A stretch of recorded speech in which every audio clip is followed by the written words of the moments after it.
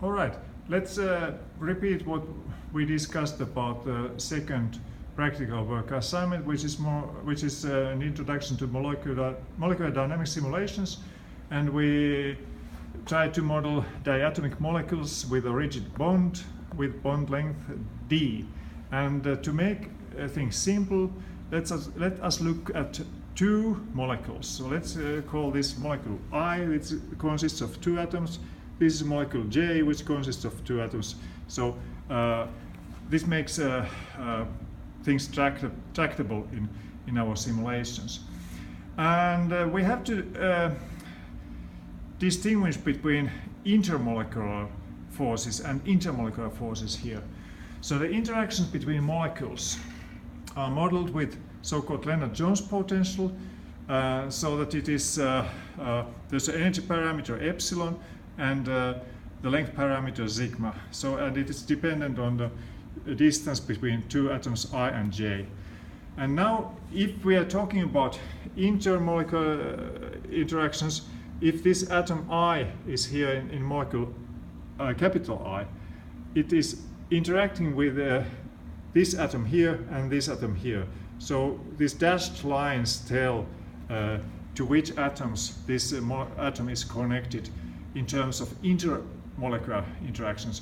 The same applies to the other one here. So this dashed line goes here and this dashed line goes here, so that these pairs are like this. And so the total potential energy is sum over all these pairs, so that the index of the molecule is different.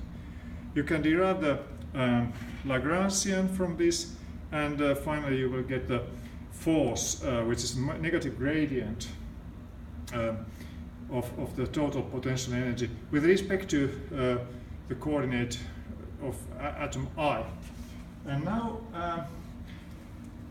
about the interatomic forces. This rigid bond is described so that within a molecule you have atom 1 and 2, and so this distance R1, 2 is equal to d. And that means that there's a constraint function g, gi, that is this distance between atom 1 and 2 minus d, and that is 0. And that's a common form of a constraint. And so you will get the total Lagrangian, where you have the initial Lagrangian minus sum over all the constraints and the Lagrange multiplier times the corresponding constraint. And finally, you should end up to equation of motion, where you have the mass of atom I times its acceleration, and that is the force from the intermolecular forces minus lambda times the gradient of the constraint. And so this is the first part of the task. Then you should write the force to a MATLAB script, and in addition you should write a script, or at least a part of the script for velocity Verlet algorithm, where you have a loop or time steps. So this IT is the index of a time step, and NT is the number of time steps.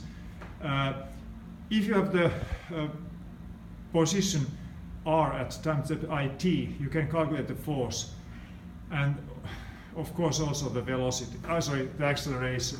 You can update the position by using the so RIT plus 1 is RIT plus, and then time step times velocity, and 1/2 times the squared times acceleration.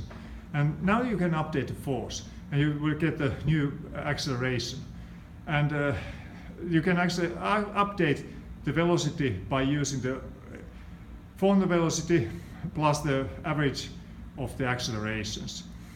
And of course you don't need to recalculate the force here, because it is already calculated here, and you can keep it in memory, so it is like the old force during the next steps. So to conclude, try to derive the equations of motion and write the script for the force and also for this this velocity Verlet algorithm. Okay.